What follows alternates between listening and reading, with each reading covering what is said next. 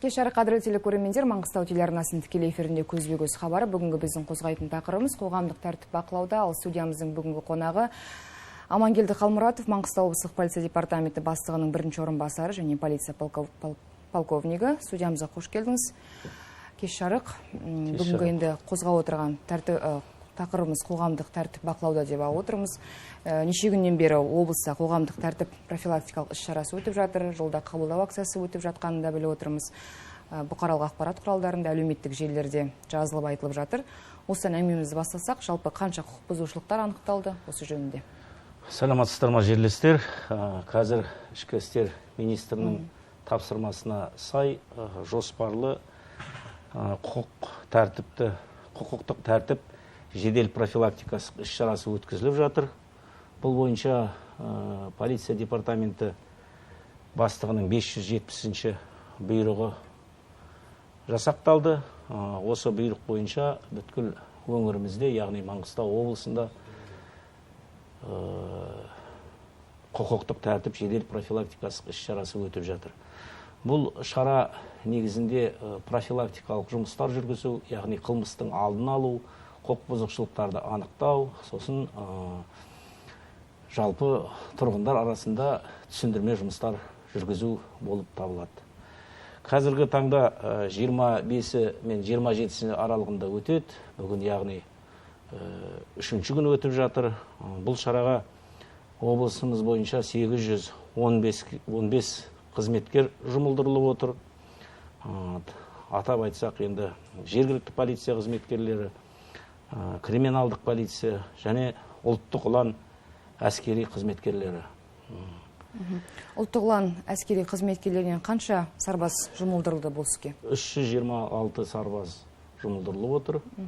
Күнделікті тарату жұмысы өткізіледі. Яғни барлық қызметкерлер бір уақытқа жиналып, сол уақытта тапсырмалар алып, қандай бағытта қандай жұмыстар жүргізілетін тапсырмалар беріліп, ары қарай жұмысқа топ болып құрылып, 3 адам, 4 адамнан қаланың әр шағын аудандарында, басқа Жаңаөзен қаласында, басқа аудан орталықтарында, елді мекендерде патрульдеу жұмыстары жүреді. Түсінікті. Жалпы мына шетелден алып келінген, жеткізілген автокөліктер жөнінде қозғайықшы әңгімемізді. 1 қыркүйектен бастап шетелден алып келінген, яғни Армениядан жеткізілген көліктерді тіркеу қажет деген ақпараттар шығып жатыр. Осы жөнінде толығырақ айтып өтсеңіз. Енді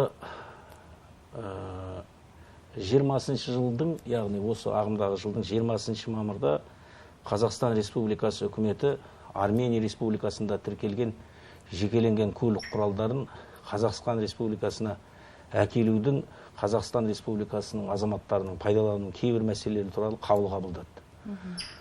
Осы қаулыда көптеген біздің азаматтарға ыңғайлы әдістер қабылданған. Сол қаулының аясында 1 маусым мен 1 қыркүйек арасында Армения Республикасынан әкелінген автокөліктердің тіркеу жұмыстары жүргізіліп жатыр. Ол көліктерді тіркеу үшін көлік құралдарын тіркеу кезде келесі құжаттар талап етіледі. Яғни жеке басын куәландыру құжат, мемлекеттік тіркеу нөмір белгісіне 7748 теңге 40 тиын төлемақы. Одан кейін көлік құралының тіркеу куәлігіне 3472 теңге. Содан кейін мемлекеттік жинақ 694 теңге 40 тиын. Барлық төлем 11946 теңгені құрайды. Яғни 12 мыңның айналасы. Онан кейін нотариалды куәландырылған көлік құралының тіркеу куәлігінің аудармасы. Міне осындай құжаттарменен көліктер тіркеліп жатыр. Бұл өте ыңғайлы және көлік тіркелуінің шектеулі мерзімі жоқ. Яғни тіркеген көлік иесі оны өзі қай уақытта тіркеуден шығарғысы келген уақытта шығарады. Біздің өңірімізде, яғни Маңғыстау облысына 3950 көлік әкелінген. Оның 35-і тіркеуге жатады. Осы 3035 автокөліктің қазіргі уақытта 95%, немесе 2747 бірлік тіркеліп тұр.